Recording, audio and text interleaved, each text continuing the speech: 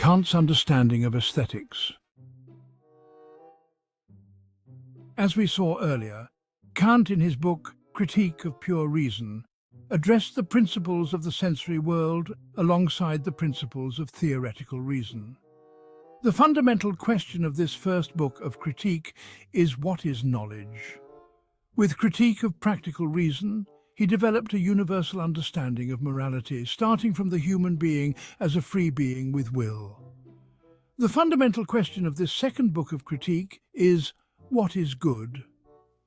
In his third and final book of Critique, Critique of Judgment, Kant attempts to build a bridge between the natural world and the world of free individuals.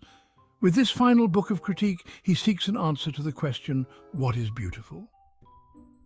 Kant tried to build this bridge between theoretical reason and practical reason with the power of judgment. Beauty and the judgment of taste. Kant calls the judgment that something is beautiful judgment of taste. According to Kant, the judgment of taste is based on a personal foundation.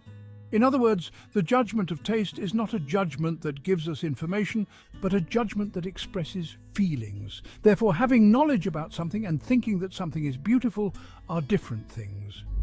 Kant explains this thought as follows. When we decide whether something is beautiful or not, we do not try to understand the purpose of that thing. We rather look at what it makes us feel. So, the judgment of taste is not a logical judgment, but a judgment based on personal feelings. Now let's examine Kant's thoughts on beauty through the propositions he put forward. Taste is the feeling of liking or disliking something without any expectation. We call what we like beautiful. What Kant wants to express with this statement is that taste is a feeling that does not expect anything in return.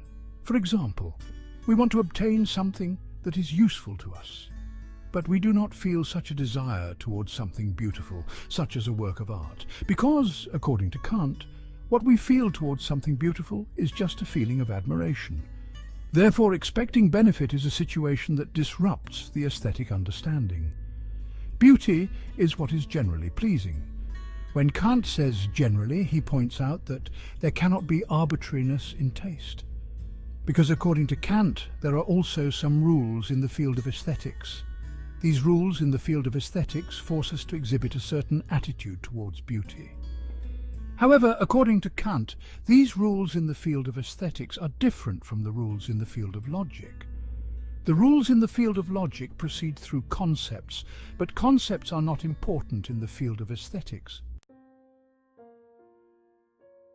In conclusion with this proposition, Kant pointed out the difference between aesthetic judgment and knowledge.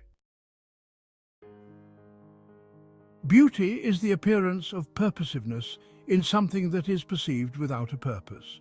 The purpose Kant is referring to here is the purpose as we understand it.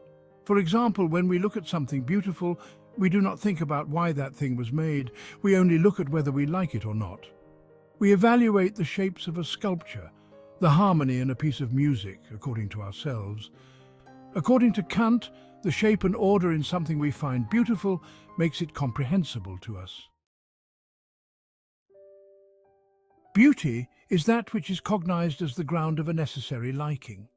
The point that Kant emphasizes with this proposition is that judgments of taste are necessary.